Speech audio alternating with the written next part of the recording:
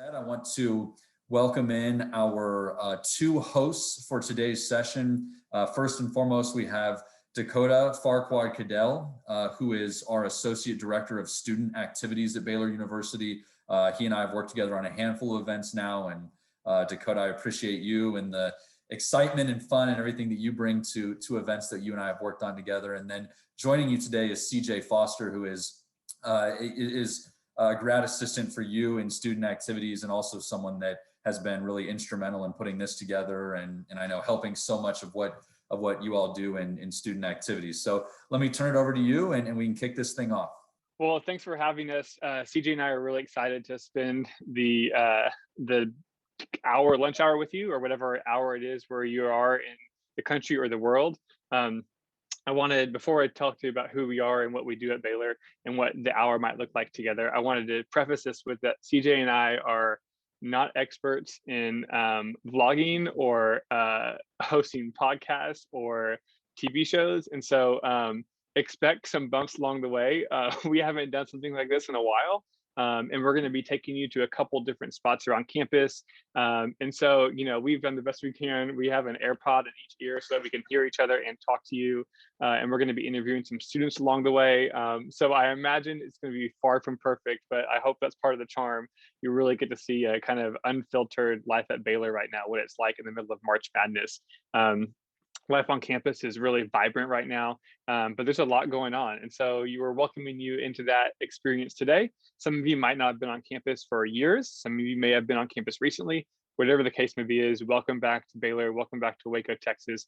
We're right now in the Bill Daniel Student Center, kind of the heart of campus. And like Ryan said earlier, my name is Dakota Farquhar-Caddell. I serve as Associate Director for Student Activities and the Robert L. Reed Director of the Baylor Chamber of Commerce. And what that means basically is that my job is to get to help Baylor and our students think about how to steward our traditions, what it means to be a Baylor Bear, what it means to be part of the Baylor family. It's really loaded, heavy, fun, intriguing questions, but that's what we get to ask each day. And then we get to form those traditions. So that's what I get to do here. I get to oversee all of our student organizations that has to do with our athletic events with the Baylor Chamber of Commerce, Dia de Loso, Homecoming Family Weekend, our beautiful live bear mascot storing lady who we'll get to see in just a minute. And that's just a little glimpse of what I get to do. CJ gets to here do it with me every day. CJ, you want to tell them a little bit about your major, the grad program you're in, and where you're from? Yeah, absolutely. So my name is CJ Foster. I am currently a Master's of Accounting student. We'll be graduating this May. So coming to the end of my Baylor time here. But I'm Dakota's grad assistant in student activities, basically helping him do everything he just described from all the different traditions on campus. I was a member of the Baylor Chamber of Commerce in my undergrad studies, which is how I formed the initial connection with Dakota and got really ingrained and indoctrinated in some certain Baylor traditions. And so it's been an awesome journey. I was really excited to be able to do the fifth year program for the Masters of Accounting here, and especially that I was able to get to spend that time working in student activities and continuing what I had tried to do and achieve in my undergraduate time. And so it's been a really great experience here, and hopefully we can share some of those traditions with you all today. Cool. While CJ was talking, I was reminded that I wanted to tell you all, we are not wearing masks right now. CJ and I are both fully vaccinated, and our job requirements are essential in close contact without masks, because we work with the bearers on a daily basis, and we aren't able to serve the bearers to the best of our ability while we're covering our face. And so we are a household, and we've been fully vaccinated. And when we step outside my office door, our masks will go on. And when we talk to our students and are about the campus, our masks will be on. But when it's just us two, you get to see the lower half of our faces. So yippee for that. All right, well, thanks for that, CJ. That was really helpful. Some context about who CJ and I are. I thought a fun first question to ask ourselves before we venture out into the world of Baylor beyond those doors is, CJ, what is your favorite basketball memory that you have since you've been here, or your whole life? Yeah, that's a tough question. This is my fifth year here now, and Baylor basketball has been really exciting, both on the men's and women's side for the 5 years I've been here. I've got to experience a lot of really awesome things. I would say overall it would probably be the women's national championship. But in terms of me being, I wasn't at that game, but in terms of me being there, I think going back to 2018, we beat Kansas in the Ferrell Center and we stormed the court. It was pandemonium down there. It was absolutely awesome. It was the first time we beat Kansas in a while. Unfortunately, we can't storm the court these days. But that was a really cool experience in 2018. And then we beat Texas Tech right after that, who was also really highly ranked. They didn't want us to storm the court that time because I think they got all they could handle the first time with COVID. But 2018 and honestly every year since has been really exciting for Baylor basketball. So this is a fun little aside. Fun fact, the first fun fact of the hour. The polo I'm wearing right now is the polo I wore to the women's national championship 2 years ago in New Orleans. It's a polo that when I was wearing it, we took a bus. We took all 150 students on a charter bus, and some of us were already there from the Final Four, but the other half drove through the night. And the ones who got there hadn't like slept at all. They hadn't showered, they hadn't brushed their teeth. I remember the buses of students pulled up into New Orleans parking lot, and there was terrible traffic.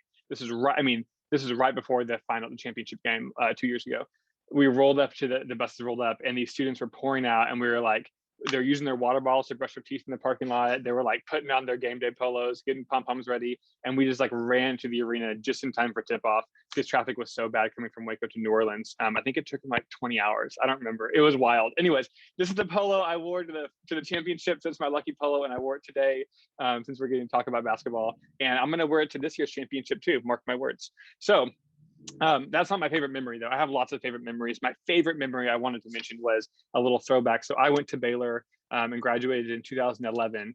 And in 2010, when I was a student at Baylor, we made it to the Elite Eight in Houston, and we lost to Duke. We should have won that game. It was a bad call. I'm not kidding you. Anyone watching this call right now knows exactly what I'm talking about. We should have won that one. It's okay. I've moved on, but I remember that was one of the first kind of big tournament runs we had in a long time, and under Scott Drew, and it was so fun. Like I remember pulling up into Houston with some of my best chamber friends at the time, and we spent the night at one of our friends' house, and all the 20 of us slept in the living room, got up and drove into town. And like, if you've been to a championship game or a tournament or a bowl game, you just know that feeling of like meeting somewhere outside of Waco with Baylor fans from across the country. There's like nothing quite like it, and you're excited, and you see other green and gold, and you just feel like family. And whether you've never seen them before, it feels like you're in the same boat. And we're walking up with my friends, and we saw all of our other friends who we didn't know were going to be there. We saw some of our faculty and staff. I saw one of my favorite professors there who we took a picture together. Like, and it actually came up on my like time lapse. You know how it comes up and like tells you. And I think that was how many years ago now? 10, 11 years ago now? It came up like 11 years ago today. This was a couple weeks ago, and it just was one of my favorite memories. And it wasn't just because of the basketball, because we lost that game. It was because of just the sense of family and community that basketball brings, which is what we get to talk about. So that's our intro to today. Those are our two favorite basketball memories. I have lots many more that we'll get to talk as we go throughout the day. But we're about to leave my office, and what we're going to do is we're going to stop at what we call Championship Arch. And Championship Arch has a really cool story. It's the original sign of the very first, in the early 1900s, the very first football field that we played all of our games on. Is when we played our very first homecoming and beat TCU. We beat TCU. I just like to say that a couple more times. And we played that right outside here in our very first. It was a dirt field. But not only is that special because we played football in the very first homecoming there, which is the oldest homecoming in the country, it's also where we played basketball and played baseball. So that field served three purposes in the early 1900s here in Waco. So about 8 years ago, we found the arch, the sign that was over it, the home of the Bears, in some like storage unit that had just been long forgotten. And they're like, what is this? And we dusted it off and realized what it was. And so about 2 years ago, we took it to a local welder and local artist here in Waco who refurbished it all. Now we have it mounted inside the sub with the story of that field and of that kind of storied grounds where we played our really first basketball games. We played our first baseball games. We played our first football games as the Baylor Bears.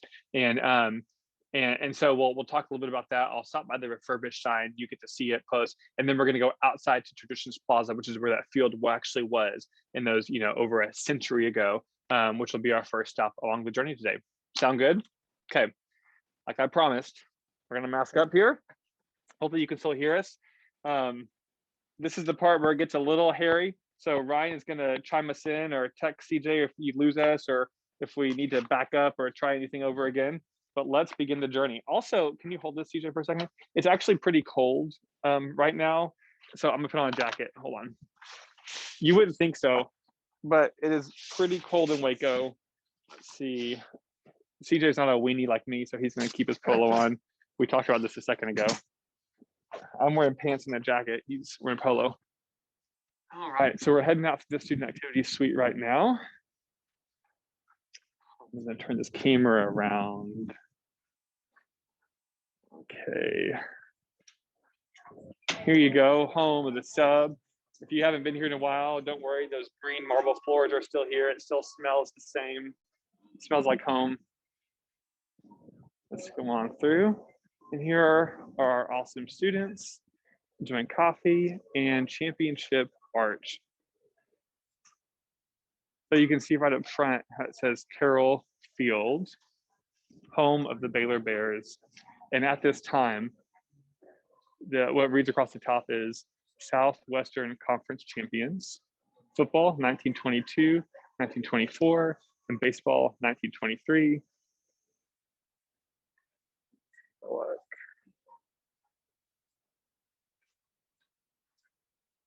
Next time you're in the sub, here we go. Right here is a really kind of good shot of that original field we were talking about. We got quite the upgrade with Mclean Stadium. I love these shots because you can see like people peering over the walls. And then here we go. So those football games. This one is from Carroll Field in 1922, and then right next to it, what do you know? Men's basketball team. I don't know who dreamed up that idea. That would be a great idea to have basketball and football on the same field, but it worked. And I just love that story. Right over here. And in a minute, when we go see the original site of the sign, you'll get to see exactly where it stood, right over Traditions Plaza. Some of our memorable team pictures. Let's go take a look at where it was. Ready? Let's do it. We're gonna walk on through the sub food court. We don't want to be playing basketball outside on a day like this. No, it's cold and windy. I tried to go on a run earlier and it was so windy I just gave up, which is uncommon for Waco right now. Can you imagine shooting a basketball and playing the No, on dirt, not even on a court, on dirt. All right, now look at this beautiful day. So right here was where that original field stood. Many of you probably kind of can situate yourself exactly where we are with Patna right up there. Our Traditions Plaza. I don't know if you all can hear that, but there's lots of giggling. It's just the sound of a good spring day in Waco. We'll take our way right over here. You can see Fountain Mall right across there, the side of our usual homecoming bonfire. You might be able to see some white tents in the background. Those white tents are part of the protocol. It gives additional student space to practice and play. Here are some students probably doing a TikTok, and we're about to all photobomb it. So, all right, and here we go. The original signpost of the field. It gives you kind of an idea of how far back this tradition goes, how far back the history is, and what it might have been like, over a century ago to play it right into space. I think what's often not recognized is Baylor is kind of unofficially known as the basketball capital of Texas. And I like to think that's not just because of our most recent success. It's not just because our women's basketball team just completely dominates, but it's because our roots go far, far, far back, just like Texas. And it's something that's kind of held us together as a community for quite some time. Now that we have a visual of the original sign, you see Fountain Mall is turned off today. We have some food trucks out here. We're going to head to our next stop on the journey, which is the Immortal 10. So we are here at the Immortal 10 with about 4 different students who have played a part in this tradition this past year. The importance of the story is part of the Baylor family. So in 1927, there was a tragic bus train accident that took place in Round Rock, Texas. Some of our students, a mix of both basketball players, a Larry reporter, some chamber students, and Yale leaders were all on this bus traveling, taking their annual pilgrimage to Austin, Texas to play the Longhorns. And at this time, it was really rainy, snowy, cold January morning, hard to see. The driver of the bus was actually a current student. And as they crossed those tracks, a train kind of collided with them.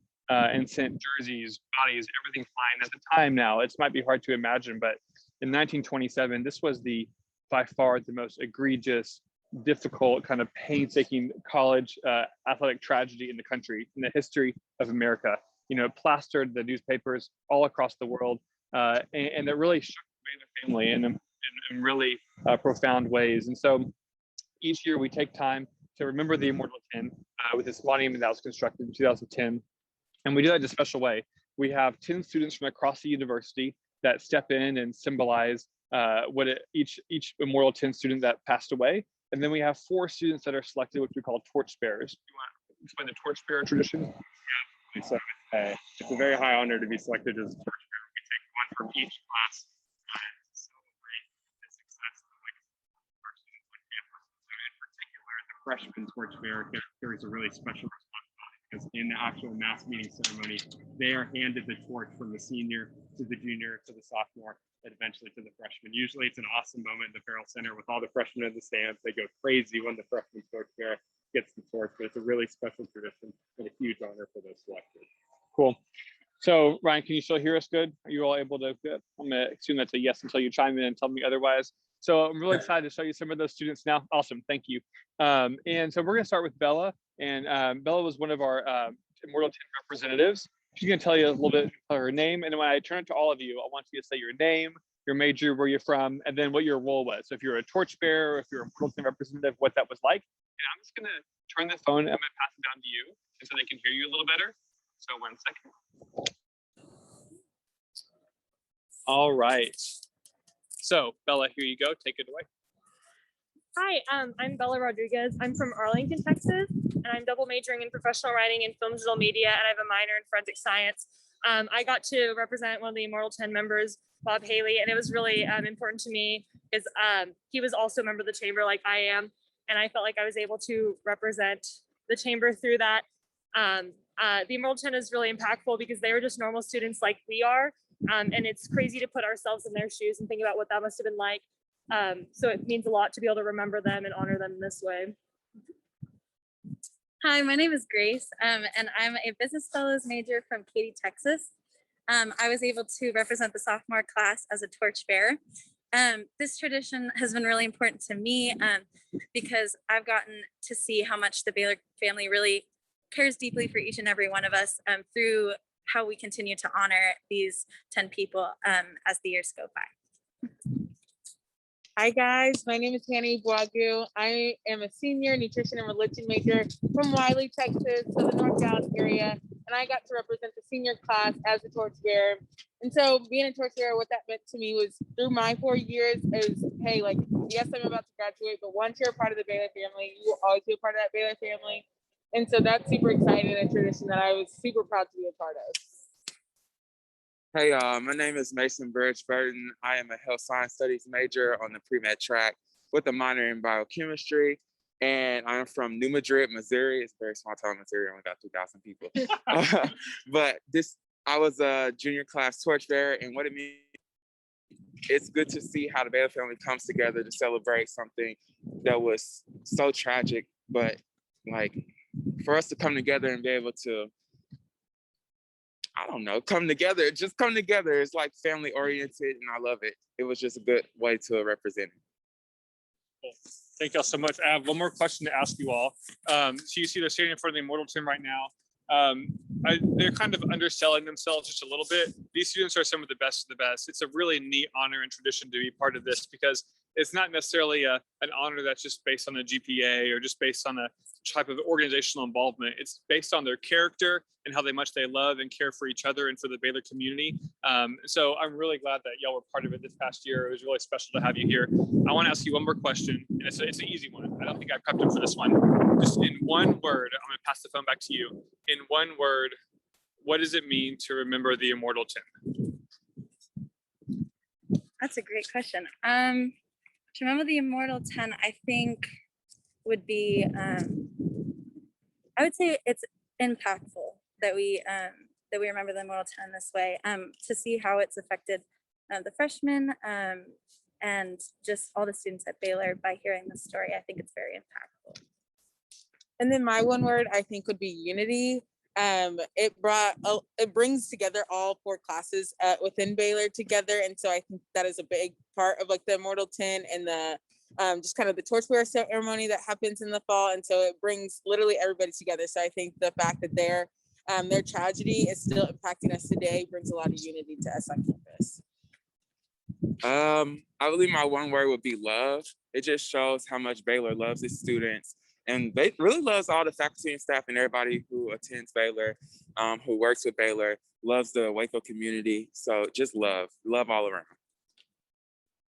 Gosh, aren't they the best? I just want to look at them a little bit longer. We really appreciate y'all. Thanks for spending a couple hours of your day or a couple minutes of your day with us. And hopefully we'll get to take you on the road to see them win a national championship this year. Wouldn't it be fun? So again, thanks for joining us. We're going to head to the bear habitat next. Really appreciate you all. There's another student over here named Hope who gets an honorable mention. Hope is the chamber student that puts on mass meeting this past year and helped select and separate these students. So we thank you too, Hope, for everything. Absolutely. All right. See y'all later. Thank you. Bye. Next stop on the journey is we're going to swing back through Traditions Plaza where this original field was taking place. We're going to depart our Torchbearer students. So if you didn't hear them a second ago, they are 3 of them were our selected Torchbearer students. They represent each class. One of them is the freshman class representative, one of them is the sophomore class representative, and one of them is a junior class representative. The senior obviously graduated. And so they there are just to symbolize the Baylor spirit across the generations and across the classes. They hold that homecoming torch throughout the year or throughout the homecoming week and on the homecoming parade. And they use it to light the eternal flame. So that's their importance. And then Bella was with us because she represented one of the Immortal 10 in the mass meeting ceremony that we do each year. Now this next stop we're going to take on the way to the bear habitat is one that not quite many people know is important, but it's called Mclean Gymnasium. I'm going to turn the camera over so y'all can see it. Again, some of you might know exactly where we are on campus. We're still right across from the Bill Daniel Student Center. Mclean Gymnasium was the original home of the Baylor men's basketball team. It also housed, and the women's basketball team, it also housed a couple other fun traditions. If any of you followed along this past year, we celebrated 50 years of the Baylor line. And the very first meeting of the Baylor line, the freshman organization that stormed the field, the very first meeting of the Baylor line was in Mclean Gymnasium. So Mclean Gymnasium was home of the Baylor Bears after they moved away from Carroll Field right down there. They moved to Mclean Gymnasium up until 1988 when the Ferrell Center was constructed. So now we're going to head from Mclean Gym back down 5th Street to the bear habitat. As we walk, I want to remind you that you feel free to put in questions into the chat. Ryan is going to field some of those for us in a second. We're going to answer any questions you might have about the Immortal 10, about Baylor basketball, about the Bears. Let's see. So we're coming up on the Bill and Ava Williams Bear Habitat, which if you didn't know, Baylor is one of the only universities in the country with a Class C zoo on campus. And we're going to walk in there because we think Joy is enjoying a little treat with us for a second in honor of March Madness. Now, one thing that we like to let people know about is whenever we hit the tournament, the Bears get themed enrichment based on who we're playing and what kind of team we're going up against. And so let's see what Joy is doing right now. I got a good view of Joy. She's eating a snack. Looks like she's even, you can't quite tell, but I think she's looking at basketball down there. So when we play Hartford tomorrow, she'll have some Tiger themed enrichment. When we play Jackson State on Sunday, she'll have some enrichment themed about that too. There you go. Yep. CJ, what's on that basketball that makes her like it so much right now? Yeah, sure. So it's her absolute favorite, in my opinion. And that basketball is drizzled in honey. We put some almond sprinkles around the area in the grass too to give a little texture to the honey, if you will. But it's a drizzled honey. It's an all-time favorite for Joy. I go sideways and get you a better wider angle. There you go.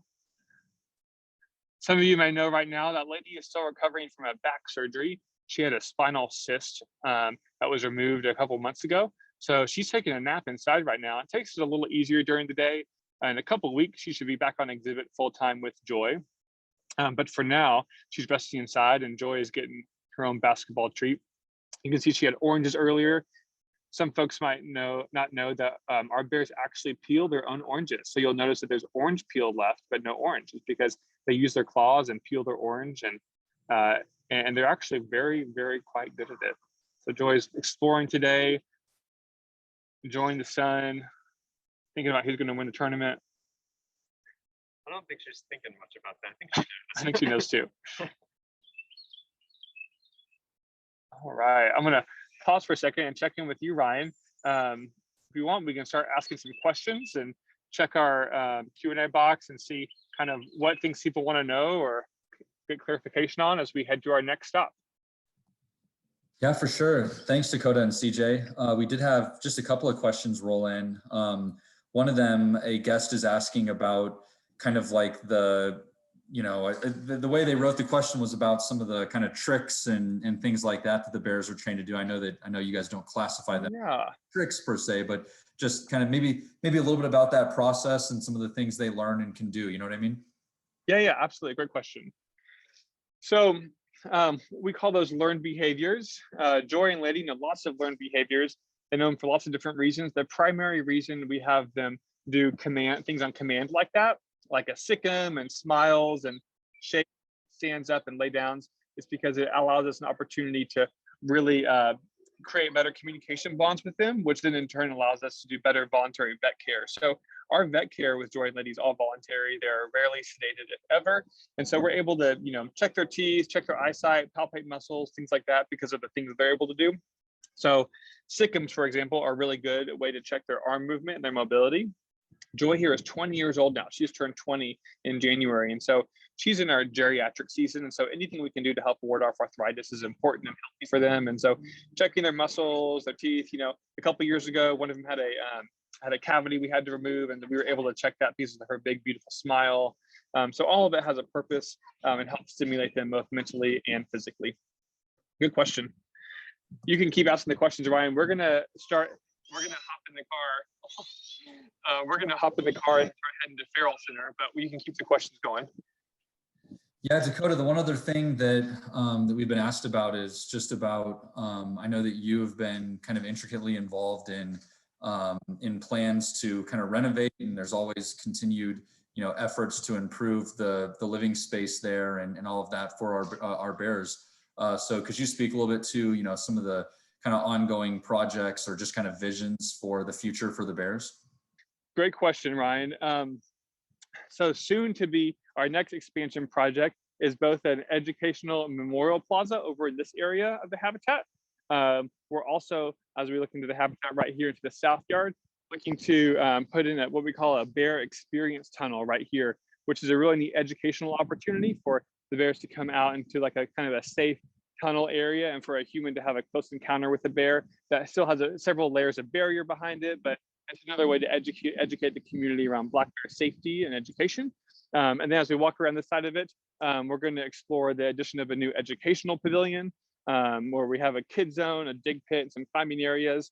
And then we're also looking at installing the educational graphic community board. And the community board will be updated daily with their different information, like what they're eating, when their presentations are, how to be connected with them, things like that. So lots of fun educational projects coming up. Let's check on Joy one more time before we head out.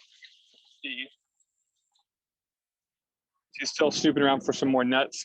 I think CJ scattered some nuts in the grass for her, which she absolutely loves. Most people might not know that sense of smell is the bear's strongest sense, and they can smell just about anything. I never thought that I'd be able to find a pecan in the grass, but they can sniff it out like anything. They can also smell humans up to 24 hours after they leave a space, and they can smell up to 3 miles away. So there are your bear facts for the day as we get in the car and head to Ferrell Center. I think the next thing worth mentioning is that at the end of our time together, we'll have a couple of giveaways that we want to offer. And so I'm going to pass the phone to CJ while I start driving so that you don't get me driving while Zooming.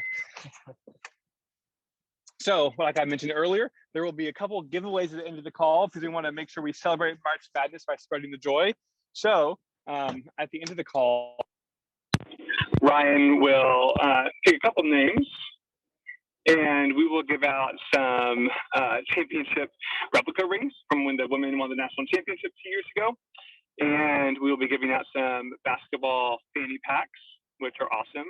And then we also have a historic railroad tie from the railroad in Round Rock, Texas, where the Immortal 10 incident happened, that we will also be giving out. So at the end of this, if you throw any questions in the chat box or any comments, Ryan will pick randomly from a couple folks and make sure that we mail those to you right away.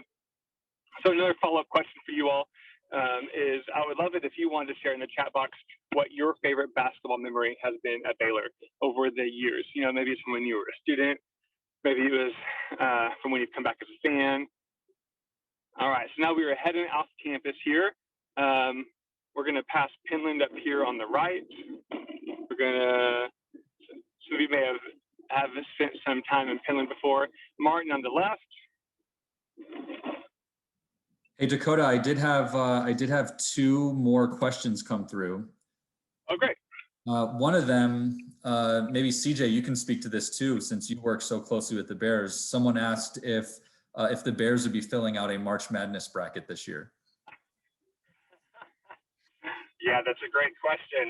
Joy and Lady both did, but they tend to get straight to the point on things, and so they went ahead and wrote Baylor in the big national champion square. It didn't feel the need to fill out any other part of the bracket because at the end of the day, that's all that really matters. And so they did do that. Their handwriting is not phenomenal by any stretch of the imagination, but yeah, they made one pick, and I mean, I think it was a good pick. We'll see. But no, that's awesome. The other question is an interesting one. It has to do with actually having Joy and Lady at sporting events. You know, this guest equated that to, you know, at UT or other schools. Like I grew up in Colorado, and University of Colorado has a buffalo that they would bring on the field. So this guest asked about, having Joy and Lady at games. And I don't know if you guys could speak about that a little bit. Yeah, that's a great question. We'll just so you all know that you're looking at, we're driving on University Parks right now. To the right, we have the Science Building. To the left, we have the Athletic Complex. And we have the Art Center to the right of the Science Building. And then we're coming up over this Ferrell Center, that beautiful golden dome that you all, and that we love so dearly. So to your question, Ryan, as we kind of get up close to the Ferrell Center to check out the court, yeah, Joy and Lady went to football games till they're about 6 or so. And as they've aged, we've, adjusted our practices to make sure we're honoring what they need most. So right now, unfortunately, they will not be attending football games, and they will not be attending the basketball games. I say unfortunately because it's great for them. It's not something that they need.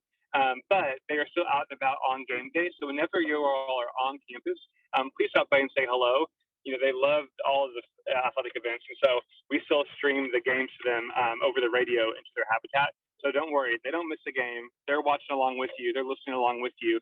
And like you mentioned, a couple other programs, a black bear has a lot of different needs than like a longhorn or like a ram. And so I think what's important that we always prioritize is what is most best, safest for our animals and their well interest. That's kind of our number one priority that we always stand by.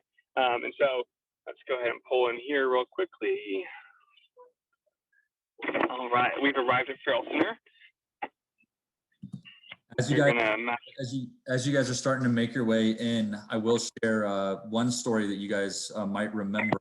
One of our guests said that one of their favorite basketball memories was in 2018 when Texas was expecting an ice storm.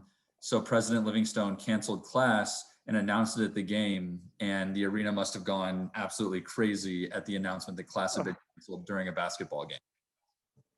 Oh yes, see, Ryan, there are so many good stories. That's a great one. There was one story I love from 2 years ago where where the let me go around this way. Where I don't know if you all know the Matson putt. The Matson putt is a golf putt that everyone tries to make a full court putt, and no one ever makes it. But 2 years ago, I think in the same game, someone got proposed to, and someone made the Matson putt. And I think we also won that game, and so it was just all around kind of one of the best of the best. moments for Baylor basketball that year.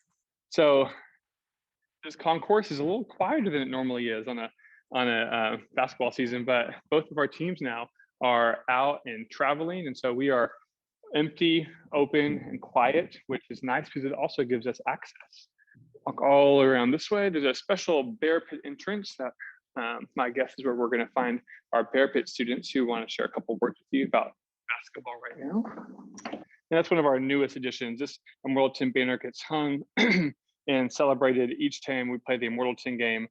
The Immortal 10 game is a game we play annually around the Immortal 10 anniversary, where our men's basketball team wears all black jerseys, and they wear the names of the Immortal 10 on the back of their jerseys, which I think is probably one of the coolest basketball traditions in the country.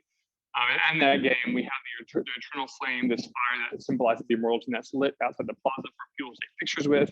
We have a moment where we pray about the Baylor family, and where we spend time being grateful for what we've been given and honoring those 10 lives that were lost in 1927.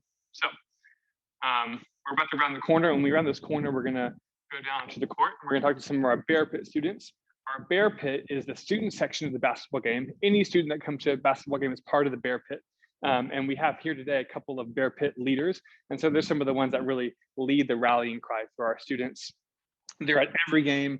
They're in the front row. They're making signs. They're just some of the best around.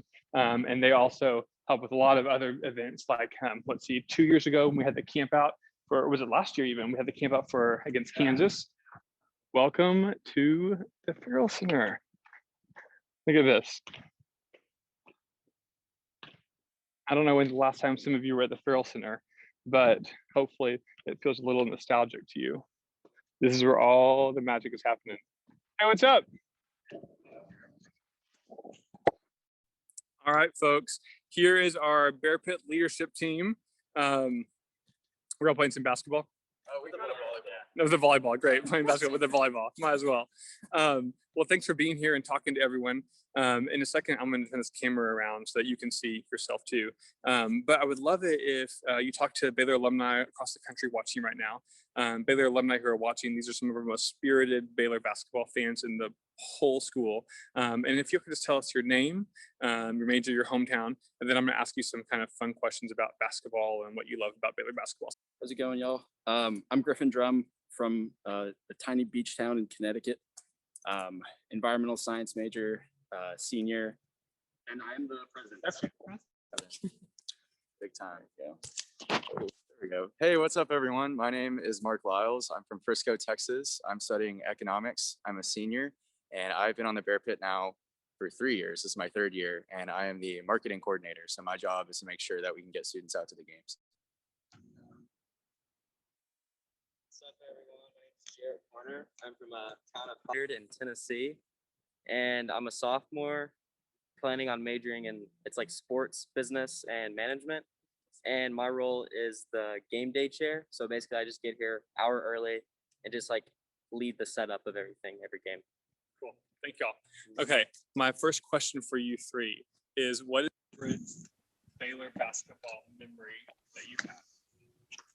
You know it? You ready? So 3 years ago, Manu Lecomte pulled up in the Kansas game from the Baylor Y, the logo at half court, and hit a three. And then 2 years ago at the national championship game for the women. Yeah, those are two really good ones. Yeah. The national championship game for sure was amazing. Yes. But yeah, those are all good. Okay, what is your favorite basketball memory at Baylor so far? So this one for me is really easy. Mine would be 2 seasons ago for the men when College Game Day came to town for the Kansas game. So that was so good. Yeah, and we got to camp out, all the students did, in the concourse of the Ferrell Center. So we had kids lining up the day before the game at like noon. So like 24 hours before the game even was going to start, we're lining up and like bringing TVs and like Xboxes and stuff and bringing homework. And so it was crazy just like how much energy there was from the students for that. And that was definitely cool getting to do that. And then getting to meet all the game day folks too from ESPN and getting to hand out cookies to the students with like Jay Billis and Seth Greenberg and people like that. That was cool. Yeah, that was awesome. Yeah. that game, I mean, I remember when we tried to plan it, we thought, I wonder if like maybe 200 students will come, maybe like, we were like, maybe a couple hundred will come, but I mean, I think there was like over, I mean, 600 to 700, 600 to 700 at least. 700 at least lined up, and we circled the concourse 3 times. I mean, you're right. There was Xboxes. I mean, we had cookie deliveries throughout the middle of the night. Coach Aranda came, Coach Drew came. Yeah, it was awesome. All right, favorite memory. So, I mean, I'm always like right next to the bench of the opposing team. And I'm not going to go into too much detail, but basically against TCU one time, coach was very livid at me and was just yelling at the top of his lungs as I was telling him to just be nice to his players. But other than that, in terms of actual Baylor stuff, is when Maceo Teague just a few weeks ago made 10 threes in a game and Tied the score record. tied the record. Yeah. Oh my That gosh. was insane. That was Even so the good. Mark Vital was right over there in that corner. Yes. Got the rebound, passed it into Maceo for the 3. Yeah. It was awesome. I feel like we should reenact it, but maybe It was not. over there. Who's going to be Mark Vital? Not me. Okay. All right. So those are great memories. Let's see. Let me check our time because we might have a few more questions we want to answer. Okay. I have one more question for you all. What is like, maybe in a word or two, what do you think the tradition of basketball means for the Baylor family?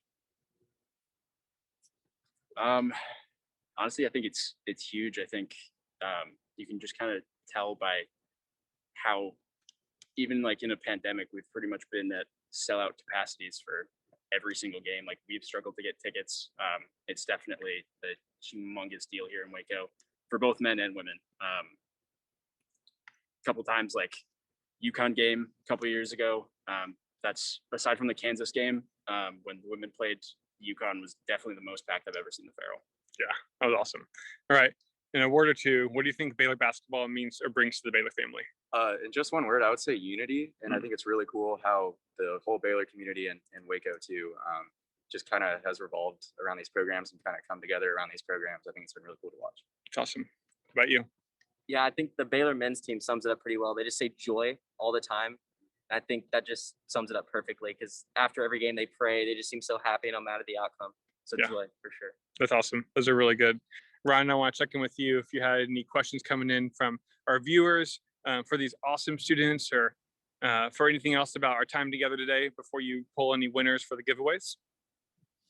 Yeah, the one thing that came through is, and again, I think we get some pretty obvious answers here, but just if our panel of students there have any thoughts on the upcoming tournaments, how they think they might play out for both the men and women. All right, any projections?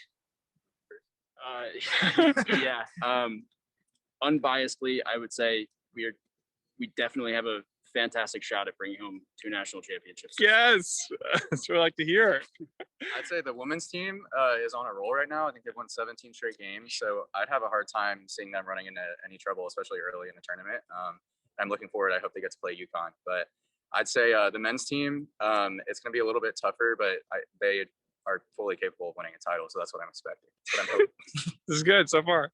Yeah, I'm confident in seeing all the good matchups in the women's tournament like Tennessee, Marquette, and Connecticut. But kind of not scared for Baylor men's team, but like I think it's going to be tough. But I think that's what we want to see: close games, good guard play. It's what helps in the tournament, and we know how to do that. So, isn't that great? I'm going to be renting out these students to anyone who wants to hire them to give commentary during March Madness, and they'll just dial in and like tell you how it's going through the game. It's awesome. Any other questions for us, Ryan?